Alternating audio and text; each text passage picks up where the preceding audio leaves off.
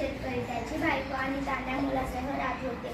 एक दिवस तो शेतकरी शेतामध्ये गेला आणि घरी येताना आपल्यासोबत एक लहानसा मुंगूस आणला आणि आपल्या बायकोला म्हणाला, आपण आजपासून हे मुंगूसही पाळूया.